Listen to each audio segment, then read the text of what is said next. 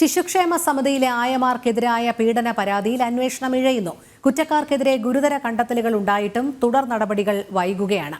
അതേസമയം ശിശുക്ഷേമ സമിതിയിൽ നടന്ന CPM നേതാക്കളുടെ വഴിവിട്ട നിയമനങ്ങളിൽ നേതൃത്വം മൗനം തുടരുകയാണ്.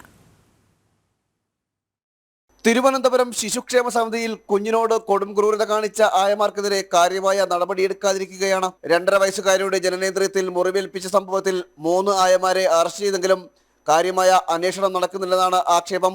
കിടക്കയിൽ മൂത്രമൊഴിച്ചതിനാണ് ആയമാർ കുഞ്ഞിനെ ഉപദ്രവിച്ചത്. അജിത, സിന്ധു, മഹേശ്വരി എന്നിവരാണ് പോലീസ് പിടിയിലായത്.